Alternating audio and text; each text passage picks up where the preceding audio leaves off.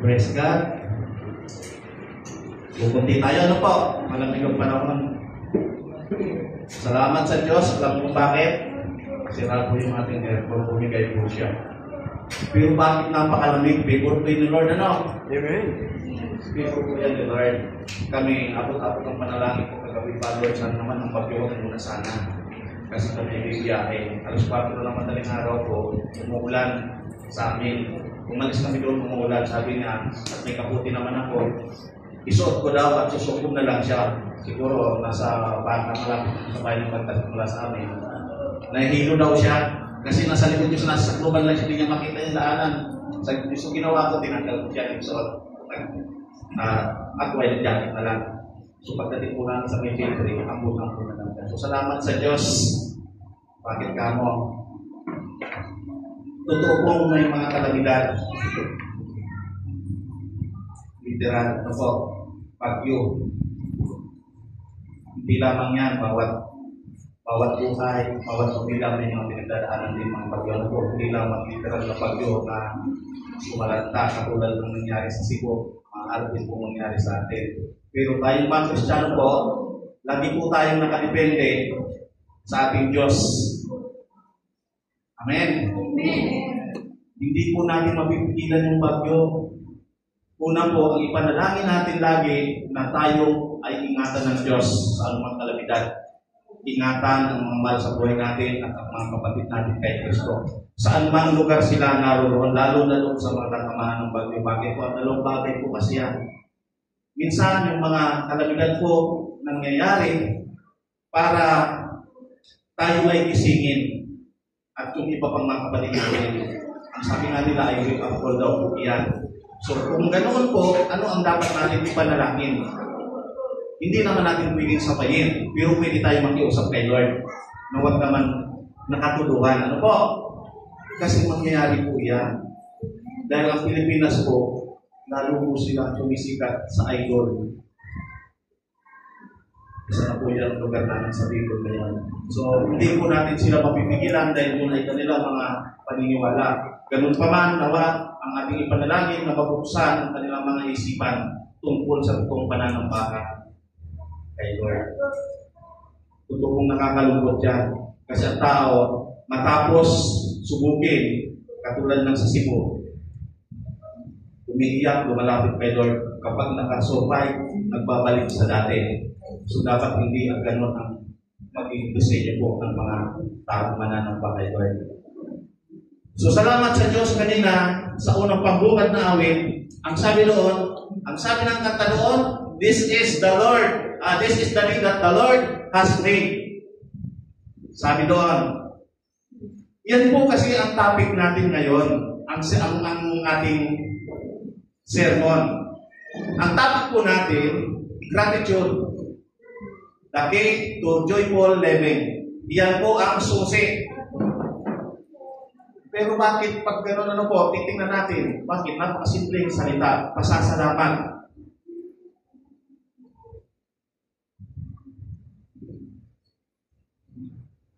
Ang sabi diyan, pasasalamat ang susi sa masayang pamumuhay. Naalala niyo kanina sa Sunday School, pagtuturo ni Pastor Johnny, sabi na kanina doon, hindi ang title o posisyon man sa government, maging sa simbahan, ang totoong makapagpapasaya sa tao. Marami rin po kami kaibigan ng mga mayayaman. Pero pag kami nagkakausap, lagi po sinasabi nila, ano ba ang kulang sa atin? Marami naman silang pera, may mga sasakyan. Totoo pong may kulang. Ang sagot ko lang po doon, si Jesus ang pumupuno ng tunay na kagalakan sa puso ng tao. Hindi ang material na bagay. Bakit po? Ang material na bagay, kung katulad ng sa Cebu, yung mga sasakyan nila nalubog na sa putik, yung mga bahay nasira, yung mga ari-arian nila, wala na. Ang kasunod doon ay lungkot. So hindi po yan dahil mga pansamantalang bagay naman po yan. Tayo po bilang mga Kristiyano, mas higit na panghawakan natin yung mga bagay na hindi nasisira. Itinuro po yan ng Panginoong Hesus. So sa umaga po nito, Ang ating pong pamagat niyan, ang title po niyan, tunay na kagalakan sa pusong mapagpasalamat. Sino dito ang tunay na nagagalak? Alam niyo po mga kapatid, araw-arawan po, hindi pare-pares ang pinagdadaanan ng tao. Pero kahit ano pa man ang kalagayan natin sa buhay, mas magiging panatag o payapa tayo kapag pinipili natin mas lumapit kay Lord, magpasalamat kahit ano yung kalagayan natin sa buhay. Amen? Amen.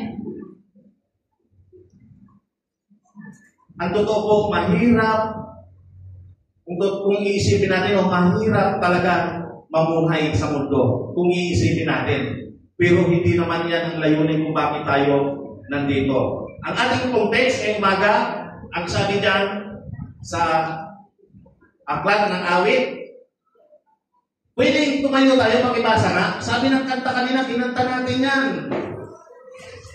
Pwede pakibasa sabay-sabay? 1, 2, 3.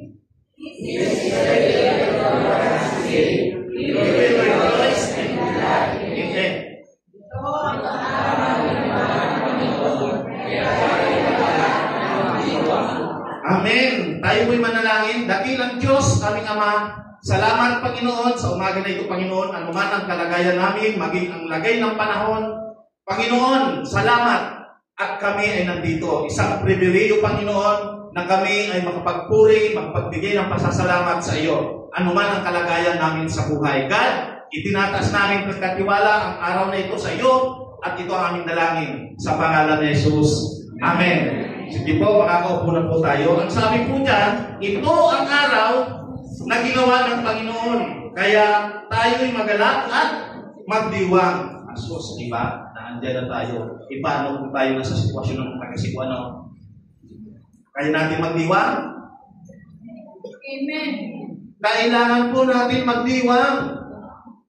Kahit anong kalagayan natin, may mga pamilyang namatayan, kailangan magdiwang. Siyempre, nakakalungkot po yun. Sa physical, ang emosyon natin, totoo pong masakit.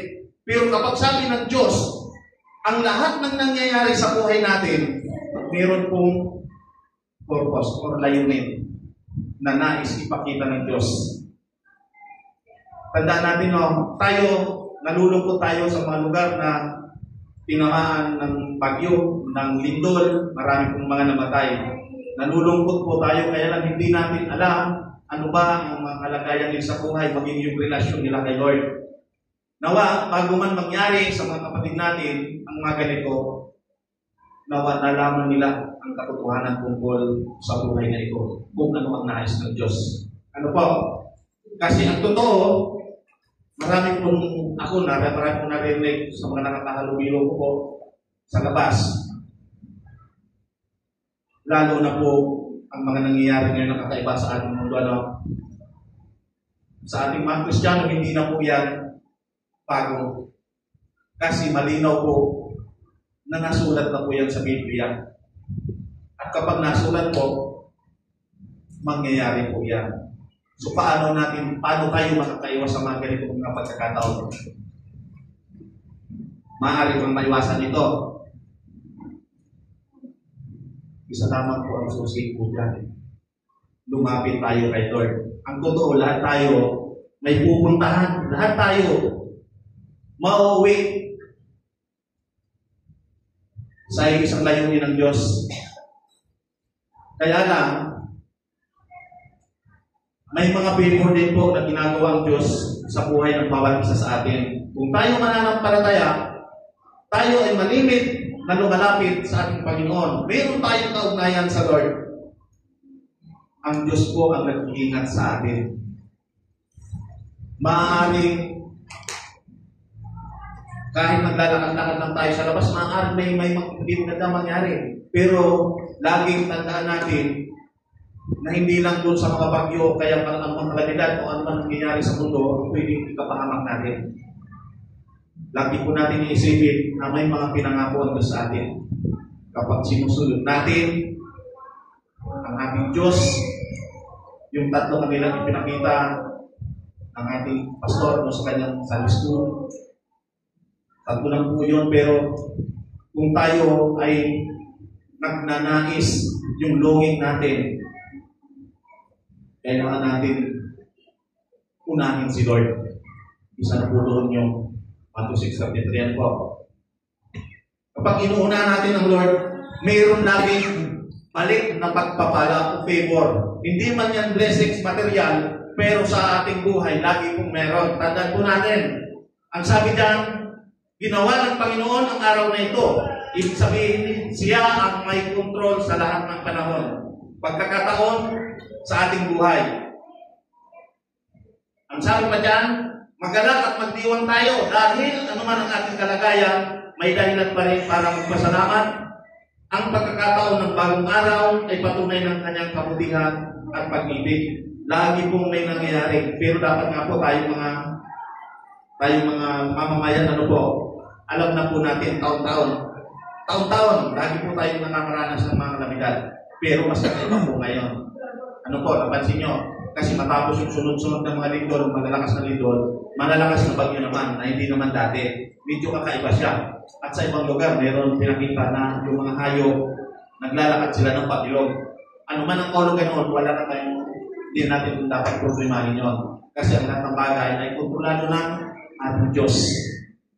May mga pagpapaliwatig po na ipinakita ang Biblia sa mga ganong pangyayari. Ang Diyos ang gumawa sa mundo.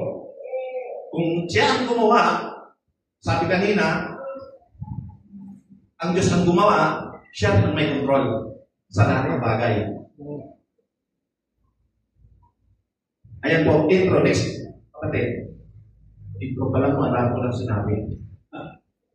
Ayan po, maraming tao ang naghahanap ng kasiyahan sa mga bagay na panandalian. Kayamanan, tagumpay o karangyaan. Minsan o karamihan sa mga tao ay ganito. Tama? Kahit tayo, gusto rin natin ng kayamanan, sino bang hindi? Kasi kailangan natin yan. Tagumpay o karangyaan. Sino ayaw niyan na tayo gusto? Pero tandaan natin na hindi tayo nakapokus sa mga bagay na yan, kundi sa ating Panginoon. Binibigay ng Lord ang mga yan para gamitin natin sa pagmiministeryo. Gamitin natin ng tama. Marami pong ganyan. Ang tunay, ang sabi dyan, ngunit ang tunay na joyful living ay hindi nakabatay sa sitwasyon, kundi sa puso na marunong magpasalamat. Tinitingnan po ng Diyos lagi ang puso. Ang tunay daw na kagalakan kapag tayo ay natuto ng magpasalamat. Maliit o malaking bagay man yan. Ang gratitude ay susi upang manatiling masaya sa kabila ng hamon ng buhay. Paano kung wala palang nare-receive na blessings, po? So, hindi nagpapasalamat. Meron man o wala, anong dapat gawin? Magpasalamat tayo kay Lord. Bakit? Lagi po yan may purpose. Lagi may layunin. Kung wala ka ngayon, bukas, baka meron na. O baka sa susunod na araw, meron. Kasi hindi po laging wala, lalo na yung mga anak ng Diyos. Ikaw ba? Sino may mga tatay dito, pamilya, mga nanay? Pag ang anak mo ba nakikita mong walang yung kailangan niya, matitiis? Hindi, ganun din po ang ating Diyos. Kapag mahal niya tayo, hindi niya tayo kaya tiisin. Laging mayroong nakalaan na pagpapala sa atin. Ayan po. Next. Panahon ng pagbabago.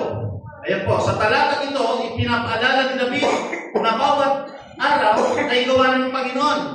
Sa aklat po ng awit, si David po ang nagsulat niyan. Kaya pinapaalala po ni David, nang sabi diyan, ipinapaalala na bawat araw ay gawa ng Panginoon. Kaya may dahilan tayong magalak at magpasalamat. Yung araw-araw na lamang po, sabi ni David, kailangan na natin ipagpasalamat ito. Bakit? May araw bang dumating paano kung wala na? Puro na lang gabi. Pwede ba yun? Puro gabi, no? So, kawawa naman yung mga binatang dalaga yan, puro gabi na lang. Hindi na sila makakagala. Kaya dapat natin ipagpasalamat dahil may mga araw pang dumarating. Ang una po, may tatlong puntos po tayo na po. Ang una, sabi dyan, Pakalagay. Sabi dyan, gratitude recognize God's sovereignty. Ang pasasalamat ay kumikilala sa kapangyarihan at pamumuno ng Diyos. Tingnan po natin ang pasasalamat ay kumikilala sa kapangyarihan at pamumuno ng Diyos. Kaya sabi nga ni David, this is the day that the Lord has made. Ipinakita yan ni David na bawat araw ay kaloob ng Diyos. Okay. Kaloob po ng Diyos, doon pa lang, mahalaga na po sa atin bilang mga Kristiyano. Ang mga Kristiyano, laging mayroong pag-asa. Pag natulog tayo, laging mayroong pag-asa na kinabukasan, mayroong bago. Amen? Amen. Laging mayroong bago. Maulan man yan o mga araw, bago yan para sa atin. Salamat yan sa Diyos. Dapat natin ipagpasalamat. Bakit? Nag-isip po tayo. Minsan po, nagkakasakit. Ang mga nagkakasakit, ano po katulad ni Sister Tesno. Sa gabi pa lang, pag nakayup-yup na siya doon sa higaan, ano nangyari sa'yo? Parang ako yung tatanong ko sa Lord, siya yung may lagnat. So, ang lagi kong pinagpasalamat kay Lord, kasi kahapon, masama rin pakiramdam ko kahapon. Sabay ko sa atin natin. Kaya nga, nung pagkaan ko dito parang sa tuon, hindi lang ako dadaan, mayroon kayo ko kahapon. Dimaritso na ako. So, salamat pa rin sa Lord, kasi kahit ganun ang pakiramdam ko, hindi mo ubusin yung sipon, nawala naman. Kaya lagi kong pinagpapasalamat kay Lord. Kaya kasi ang prayer ko sa Kanya, Lord, kung ako magkakaroon ng sakit, hindi ko magagawa ng aking mga gawain, yung pinagkatiwala mo. So may mga pagkakataon na inibibigil niya rin sa akin, ipinapaalala niya rin sa akin. Ang mga pastor ko, maging tayo, mga hindi mga pastor, yung sobrang pagod, lalo na po sa gabi, yung pagpupuyat sa kakaselfon, akala po natin walang epekto sa katawan, mayroon po yan. Kaya tayo minsan nagkakasakit para magpahinga, dapat ngayon, minsan may sakit nagsisilpon pa Sabi, bakit hindi ako nahihilo? Paano hindi mahihilo? Masakit ang ulo, nagsisilpon. Di ba ganoon? Minsan, magkaroon din tayo ng disiplina sa sarili. Ako, sa bahay, agam nananawin ng gano'n. Paano kasi masama pa ka na nagsisilpon pa, So, hindi mapigilan. Pero dapat tayo mismo magkaroon ng disiplina. Pero, lagi natin tandaan, na dapat ipagpasalamat natin kasi mga mild lang na sakit ang dumadaan po sa atin. Lagnat. Sabi ng iba, laki lang daw po yan. Pero tayo, hindi naman po tayo lalaki na So, kailangan po natin maging maigat, lalo po ngayon na maulan. Ang sabi pa dito, sabi dyan, pinakita ni David na ang bawat araw ay kaloob ng Diyos. Ang pusong mapagpasalamat ay nakakakita ng kamay ng Diyos sa likod ng lahat ng pangyayari. Dapat nakikita natin ang pagkilos ng Diyos sa buhay natin. Ang sabi pa dyan, mabuti man o masama. Tingnan po natin ang isang halimbawa, si Job. Kahit nawalan ay nagsabing, the Lord gave and the Lord has taken away. Blessed be the name of the Lord. Ang kalagayan sila alam kay Lord ay kaya kay Job. Alam niyo ang kwento niya? Nasa mahirap na kalagayan na siya. Namatay yung mga anak, nawala yung mga ari-arian niya. Pero ang sabi niya dito, the Lord gave, the Lord has taken away. Blessed be the name of the Lord. Sa Tagalog, sabi po dyan, sinabi niya, ipinanganak akong walang dala, mamamatay din akong walang dala. Ang Panginoon ang nagbigay ng lahat ng mayroon ako at ang Panginoon din ang kukuha ng mga ito. Purihin ang pangalan ng Panginoon. Ito yung sasabi ko kanina. Katulad ng nasa Cebu. Kung sa kalagayan nila, masasabi pa ba ganito, na purihin ang Diyos, namatayan ng pamilya. Purihin ng Diyos. Mahirap yan mga kapatid. Dapat makita natin na sa bawat araw, yung kamay ng Diyos, yung kanyang paggawa sa buhay ng bawat isa sa atin ay makita natin. Yung pasasalamat, simpleng pasasalamat lang kay Lord, iyan ang magpupuno sa ating puso ng kasiyahan. Ano man mawala sa atin, kahit mahirap, laging ipagpasalamat natin kay Lord kasi ang mga yan ay hindi natin pag-aari. Amen? Amen. Hindi natin pag-aari at hindi natin lalong control ang pwedeng mga mangyari. Katulad yan ni Job. Ang reason dito, kung alam mong kontrolado ng Diyos ang lahat, madali kang magpasalamat. Kahit mawala pa ang lahat ng bagay sa iyo. Parang ayaw nyo, no? Kasi nangyayari po yan ngayon. Ang dapat natin matutunan kung paano tayo mananatili kay Lord kahit duman tayo sa matinding pagsubok na yan. At ang ikalawa, ang sabi diyan, gratitude produces joy and contentment. Ang pasasalamat ay nagdudulot ng kagalangan at kapanatagan ng loob. Sasabihin niyo, Pastor, bakit puro ganon? Pagpasalamat ka lang, magiging panatag ka na. Sabi ni David, we will rejoice and be glad in it. Sabi niya, we will rejoice in the Lord. Sabi ng kanta kanina, no? We will rejoice in the Lord. Lagi, palagi, tayo'y magalang at magdiwang kahit ano pa ang nangyari. Sa mga tradisyon po, hindi makapagdiwang yung mga nadaanan ng bagyo ng kalamidad. Kasi sa atin, maaari din mangyari yan. Isa lamang po itong pagpapaalala sa atin na nangyari doon, pwede rin mangyari dito. Pero ito, kapag yan ang sa atin, puso, kahit anong pagsubok yan, kaya natin bumangon, kaya natin maging masaya, at kaya natin magpasalamat sa ating Diyos. Amen? Ang tunay na kagalakan ay hindi nakabase sa sitwasyon, kundi sa pagsuko at pagtitiwala sa Diyos. Ano yung pagsuko? Lagi natin ipagkatiwala ang ating sarili sa ating Diyos. Ang taong marunong magpasalamat ay hindi nagrereklamo kundi nagagala dahil alam niyang may plano ang Diyos. Kanina, katulad ni Job, kahit na mahirap na kalagayan niya, hindi siya nagreklamo. Tapos, tinutokso pa siya ng mga kaibigan niya. No? Ginigiit na makasalanan ka kasi. Pero alam ni Job na wala siyang kasalanan. Nagmumurmur siya kay Lord, bakit nga hinayaan mo mangyari ito sa akin? Pero alam niya wala siyang kasalanan. Pero tutungtunin niyo ang kwento noon, hinayaan ng Diyos na mangyari yun sa kanya para masubok ang kanyang pananampalataya. Kung dumating ang pagkakataon na yan sa buhay natin. Alam niyo po, maraming tao po, lalo sa panahon ngayon, na nag-declare na super typhoon, pinakamalakas na bagyo sa buong kasaysayan ng bagyo na to. Marami po ang tao ang nag-aalala. Sino hindi mag-aalala? Unang-una, yung mga magsasaka. Yung mga palay nilang aanihin. Sino hindi mag-aalala? Totoong mag-aalala sila. Wala silang aanihin. Ay katulad ng sigo, yung lumagas ng tubig, yung mga alaga, mga ari-arian, mawawala sa iyo. Yung mga sasakyan, sino hindi mag-aalala?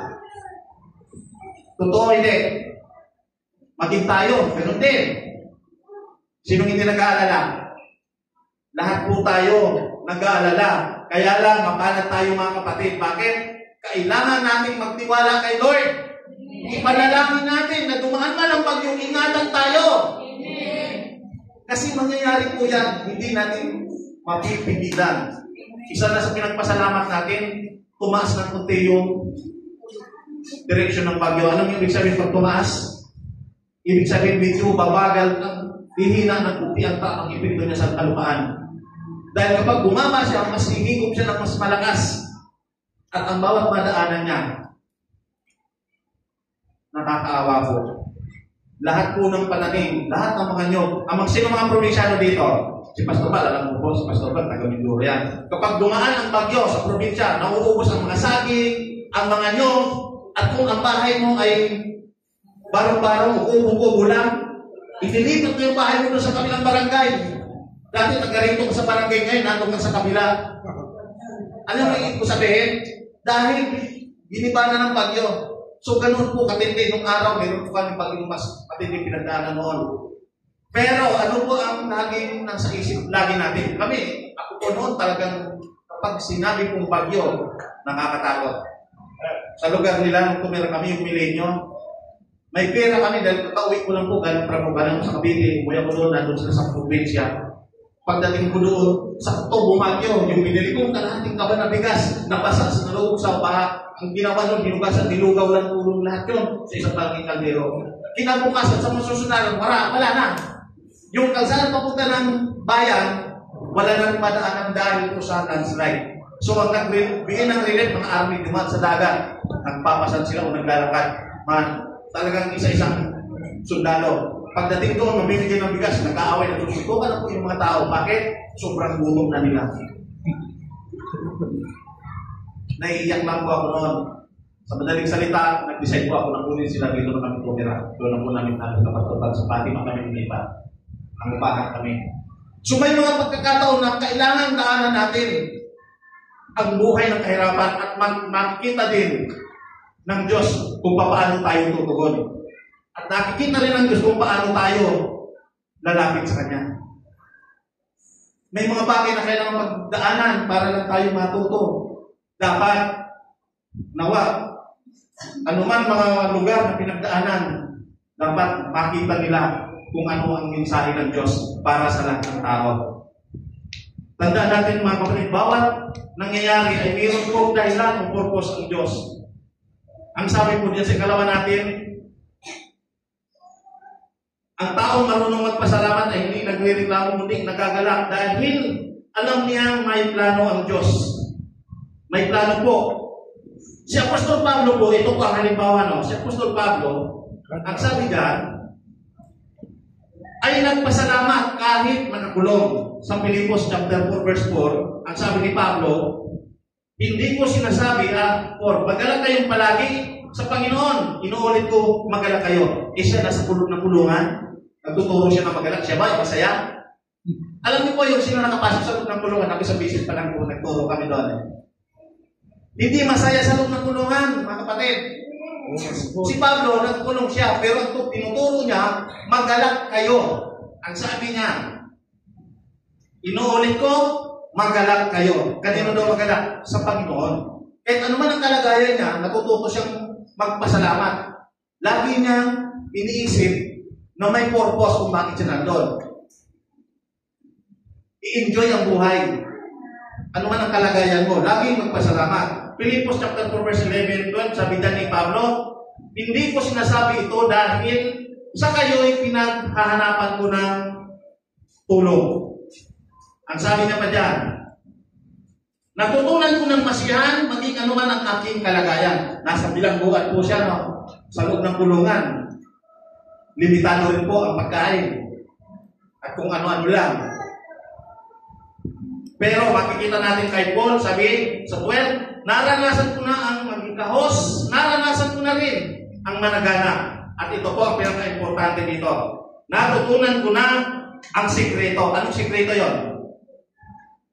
Sabi ni Pablo, natutunan ko na ang sikreto kung paano masiyahan sa anumang kalagayan sa buhay. Ang mabusog o magutom, ang managana o ang maghirap. Kailangan alam natin ang sikreto ng buhay. Kami, halimbawa, alam namin yung kahirapan ng buhay. Pag kami walang-wala, alam namin yun. Hindi ko nagre-reklamo. Sanay naman kami, dati naman kami ganoon. Pero salamat sa Diyos. Bakit? May pagkakataon kasi na pinapasagahan tayo ng Diyos. May mga pagkakataon, sino ba hindi? May mga pagkakataon na sagana ang bawat isa sa atin. May pagkakataon naman, sabi natin, no, sakto. Hindi naman sabi ng walang-wala. Sakto lang. Ang buhay ko ay ups and down. Parang ang spiritual din natin. Minsan may pagkakataon po tayo na parang mag-down na down tayo, parang ayaw kong magsimba. Parang ayaw kong manalangin. Parang ayaw kong magbasa ng Biblia. May mga ganong pagkakataon. Pero mga kapatid, tanda natin ito. Isa po yan sa pang-disiplina. Taning. Ang tinatarget niya po tayo, mga Kristiyano. Mapigilan tayo magbasa ng Biblia. Malaman natin ang katotohanan. Hanggat maaari, gusto niya tayong sirain. Pero dahil anak tayo ng Diyos, ang sino man sumampalataya sa Panginoong Hesus. Natatandaan natin yung tayo mga tumanggap. Lahat ba rito tumanggap na sa Panginoon? Amen. At kung meron hindi pa, sabihin sa akin, kaya sa mga pastor, mananalangin tayo ng pagtanggap, yung mga hindi pa. Kasi nung tayo nag-declare, nung tayo tumanggap, sabi natin, Panginoong Hesus, magmula ngayon, kayo na ang maghari sa aking buhay. Di ba? Si Jesus Christ na ang may-ari ng ating buhay. Kaya ano man ang kalagayan natin, wala tayong alalahanin. Kasi meron tayong Kristo, meron tayong Diyos. Pangit man na karanasan, masama man ang nangyari sa buhay, tayong mga Kristiyano ay nananatiling nagpapasalamat at nagagalak. Kasi ang mga yan, parte na lamang po yan ng testing o pagsubok. Amen? Ang lesson po dyan, sabi, ang kasiyahan, ang sabi dyan, joy flows from a thankful heart, not from a perfect life. Hindi po sa perfectong buhay ang nagbibigay ng kasayahan. Kasi kung perfecto man ang buhay mo, naandun na sa'yo, may sasakyan, bahay, lupa, kayamanan, lahat sa'yo. Pag walang Kristo, kulang. Hindi pwede apat na daliri lang, no? 5 talaga. Dapat meron po ang Kristo sa buhay. Hindi ang pagiging perfecto ng buhay. Magiging maayos ang agos ng ating pamumuhay kapag si Kristo ang sentro ng ating pamilya. Buhay. Kasi ang totoo po, kahit na kay Kristo tayo, may mga pagkakataon na dumadaan pa rin ang pagsubok. Minsan na-entertain natin. Tama? Na-entertain natin yung mga bagay na dapat hindi. Kaya minsan, sa isang pamilya, nagkakaroon ito ng problema. Diba? Pero lagi natin tanong, babalikan natin na ang senaryo sa ating pamilya na dapat si Kristo ang sentro lagi ng pamilya. At ang ikatlo ay ito. Malapit na tayo matapos. Gratitude invites God's presence and blessings. Sabi dyan, ang pasasalamat ay nag-aanyaya sa presensya at pagpapala ng Diyos. Ang sabi po sa aklat ng mga awit, chapter 100 verse 4, ang sabi dyan, enter His gate with thanksgiving and His court with praise. Give thanks to Him and praise His name. Ang sabi po, pumasok sa kanyang templo na ang puso'y nagdiriwang, umaawit, nagpupuri sa loob ng dakong banal. Purihin ang ngalan niya at siya'y pasalamatan. Ganito ba tayo ngayong araw, mga kapatid? Ang sabi po dyan, pumasok sa kanyang templo na ang puso'y nagdiriwang, puno ng excitement at kagalakan ang puso natin. Bakit haharap tayo kay Lord? Dapat, kapag tayo tuwing haharap kay Lord, dapat ang sabi dyan ni David, puno dapat ang puso. Nagdiriwang at umaawit. Nagbibigay ng papuri. Ang sabi pa, ang pusong puno ng pasasalamat ay nagbubukas ng pintuan ng presensya ng Diyos. Nagbibigay ng presensya. Tingnan niyo po. Kapag ikaw ay nagpagpasalamat, nagiging magaan ang buhay at mas madaling maranasan ang kapayapaan ng Diyos. Nararanasan po natin yan. Amen. Mga kapatid, tandaan natin, ano po, laging nakatingin sa ating puso ang ating Diyos. Kung paano tayo kumikilos, paano tayo humaharap, laging tandaan ang puso natin. Kaya ang puso, minsan, yun ang laging pabantayan natin. Sa ating Diyos minsan. Kasi ito, mandaraya ang puso. Ano po? A grateful heart attracts God's people. Enjoy. Ang pusong mapagpasalamat ay umaakit ng pabor at kagalakan mula sa Diyos. Umaakit po ng kagalakan. Kasi anuman po ang sitwasyon ng buhay, minsan, kung mas madalas, lagi pong wala naman po tayo upang mapupuntahan o matatakbuhan, kundi ang lumapit sa ating Diyos. At kinalulugdan ng Diyos yan. Ang puso, mapagpakumbaba, ang puso, mapagpasalamat, ay lagi po inaakabagan ng Diyos. Ang sabi pa dyan, sa application po tayo, application. Ang sabi po, simulan ang bawat araw sa pasasalamat.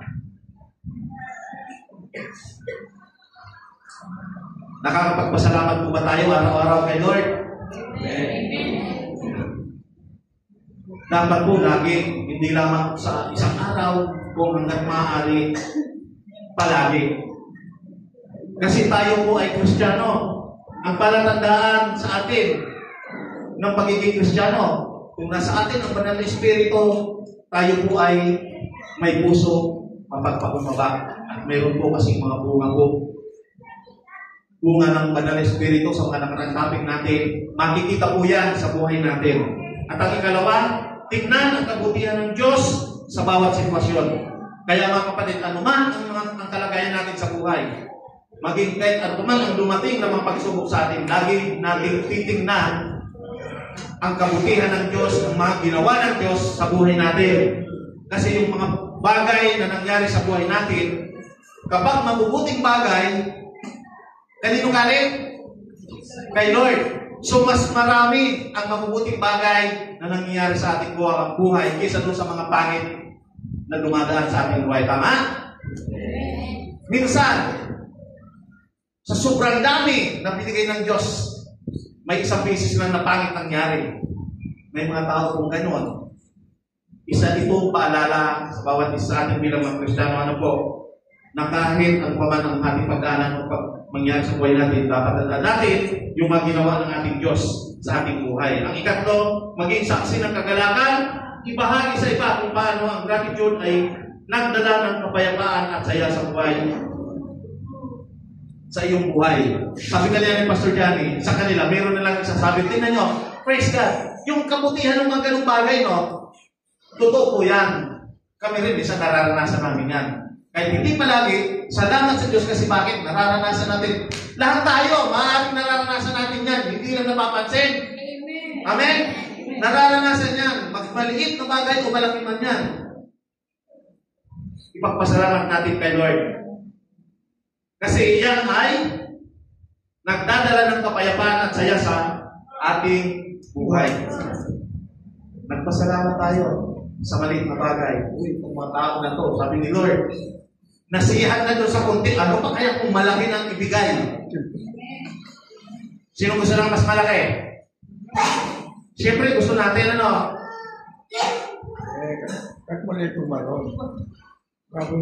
Mas masaya po, mas masapag malaki ang binibigay ng Lord. Pero, mayroon din po tayong gagawin para ibigay yun ni Lord sa atin. Unahin natin ang ipinagagawa ni Lord. Tayo mga Kristiyano, mayroon po laging pinapagawa si Lord. Kailangan natin ipakilala si Kristo sa buhay ng bawat isa sa atin. Conclusion po. Tatapos tayo. Hindi po tayo magpapakahaba.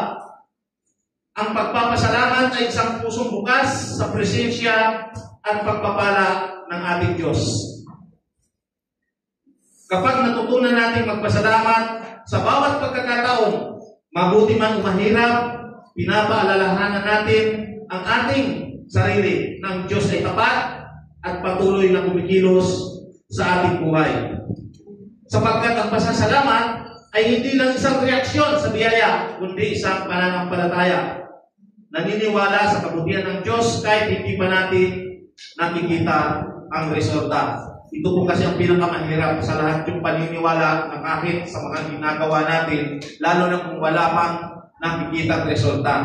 Ganun pa man, kahit wala pa tayo nakikita ang resulta, patuloy tayo natin gagawin ang ipinagagawa ng ating Diyos. Sabi sa 1 Thessalonica, chapter 5, verse 18, at magpasalamat kayo sa lahat ng pagkakataon dahil ito ang kalooban ng Diyos para sa inyo na mga anak kay Kristo Jesus. Ang sabi po, lagi pong magpasalamat. Wala po tayong bang gagawin magpasalamat sa ating Panginoon sa bawat araw ng ating buhay. Kasi sa bawat araw, isa na pong malaking pagpapala sa atin. Ang mga kasama natin, ang pamilya natin, mga mahal sa buhay natin, bawat araw na kumpleto, Nagkakasakit, yes, pero yung makasama sila araw-araw na buo ang pamilya, isa ng blessing sa ating pamilya. Kahit ano pa man ang kalagayan natin, masaya nakasama sila, sama-sama. Lalo na kung sa Panginoon. Amen? At dyan po tayo magtatapos. Tayo po tayo. Okay.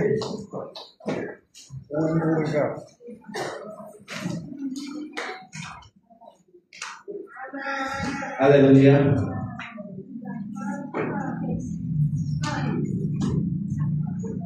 Mga kapatid, ang paalala po ng ating Panginoon, katulad ni David, maging ni Apostol Pablo, at maging si Job, ipinakita nila na ang karakter ng bawat anak ng Diyos, bawat mananampalataya. Ipinakita nila ang isang halimbawa na kahit sa anong sitwasyon ng buhay, higit lalo sa panahon ito na dumadaan ang Pilipinas sa matinding pagsubok. May mga kapamilya tayo, mga kapatid, na may mga lugar kung saan sila ay naapektuhan. Masakit. Yes. Subalit, lagi po tayong tumingin sa kung ano ang ginawa ng ating Diyos sa buhay ng bawat isa sa atin. Patuloy natin silang ipanalangin sa mga nakakaranas ng sakit, sa bawat pamilya. Bilang isang mananampalataya, ipagpasalamat natin na tayo ay pinagaling na. Awit po tayo ng isang awit.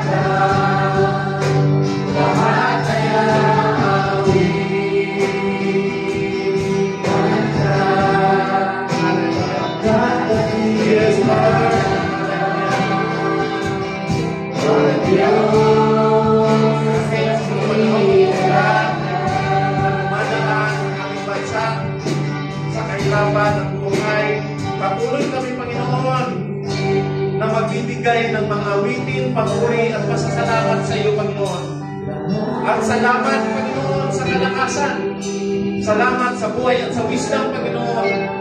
Nawa, magamit mo ang bawat isa sa amin, narakaming kakayanan, tumulong, pinansya ng Panginoon sa aming mga pananalangin natin itamugan.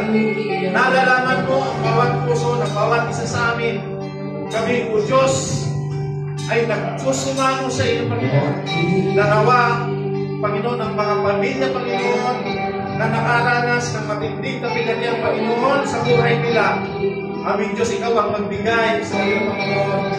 Yakapin mo ang bawat isa sa kanila, Panginoon. Maging ang mga lugar, Panginoon, kung saan muli, Panginoon, mananalasa ang pamilya ito. Aming Diyos, ingatan mo po nawa ang mga anak mo, Panginoon. Salamat, O Diyos, maging sa mga tao, Panginoon, nawa sila ay maging isang magamit sila, Panginoon, maging instrumento mo sila, Panginoon, ang karanasan nila dito, Panginoon. At nagpapasalamat po kami sapagkat ang kapangyarihan mo, O Diyos, walang hindi mapangyayari sa iyo, sapagkat ang mga kalamidad na ito, Panginoon, ay hindi ito mababaliwala pagkos makita nila kung ano ang mensahe mo, O Diyos, sa bawat lugar at bawat mga mamamayan, Panginoon, na nakikita nila kung ano, Panginoon, ang nangyayari sa aming bansa, Panginoon. Gamitin mo ito, Panginoon, upang maging sila man mabuksan ang isipan, Panginoon, ng kanilang puso. Na maging kaisa namin sila, Panginoon, na magbalik loob sa iyo. Salamat, Panginoon, ang totoong mensahe nito, Panginoon, ay akayin mo ang lahat, Panginoon, ng tao tungo sa iyo, Panginoon. Salamat sapagkat sa kabila ng mga kakulangan namin, Panginoon, dalangin namin ngayon. Patuloy mo, Panginoon, na turuan ang puso ng bawat isa sa amin na magpasalamat, Panginoon, sa iyo. Ang layunin mo sa bawat buhay ay patuloy, Panginoon, na makita, magliliwanag ka, at patuloy kang maitaas. Salamat po, Diyos, sa umaga na ito, nawa, ikaw ay naming nataas at naparangalan at ikaw ang aming dalangin sa pangalan ni Jesus namin, Panginoon. Ang lahat ay magsabi ng Amen.